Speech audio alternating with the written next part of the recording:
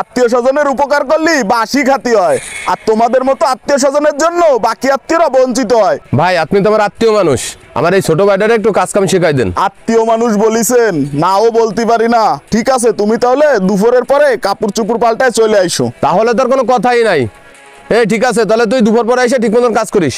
ভাই আসি। ঠিক আছে ভাই। ভাই আত্মীয় স্বজনরা যে কাজ দিচ্ছেন এতে তো সম্পর্ক নষ্ট হয়ে যায়, আর আপনার বড় ধরনের ক্ষতি হয়ে যেতে পারে। ক্ষতি তো হয়, তা তো আমি বুঝি। আত্মীয় মানুষ বলিছে, মুখের পরে নাও বলতে পারি না।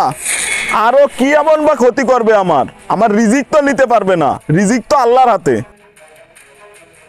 শোনো, কাজ শিখতে হলে তোমাকে প্রথমে রেঞ্জ পাতি চিনতে হবে। এই মনে করো রেঞ্জ কোনটা, 12 নম্বর ডাল কোনটা, তারপর কোনটা দিয়ে কোন কাজ হয়, এইটা তোমাকে আগে শিখতে হবে। শোনো, এইভাবে ওয়াশ করবা, নাও করো।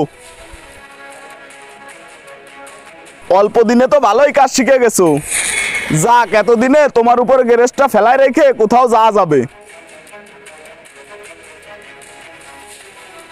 এই তুমি 2-3 দিন কাজে আসো না কেন? তুমি তো আমাকে কিছু বললেও না যে তুমি 3-4 দিন কাজে আসবা না বা কোনো সমস্যা হয়েছে।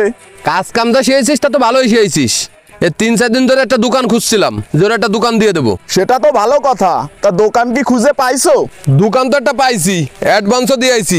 এই পাশেরটা। পাশে মানে এই পাশে? হয় তোর পাশের দোকানটা। তোমরা এত জায়গা রাইখে দোকানটা আমার পাশেই নিলা? ভাই আপনার পাশে দোকান দিলে কোনো সমস্যা হবে? আরে না, ইনি একটা নাম করা মিস্ত্রি, ইনার কি সমস্যা হবে? মানুষ ঠিকই কয়, আত্মীয় স্বজনের উপকার করলি বাসি খাতি হয়, আর তোমাদের মতো আত্মীয় স্বজনের জন্য বাকি আত্মীয়রা বঞ্চিত হয়। ঠিক আছে ভাই, যাও গে ব্যবসা করে খাও। আপনার কোনো আত্মীয় আপনার উপকার করলে কখনোই তার ক্ষতি করার চেষ্টা করবেন না।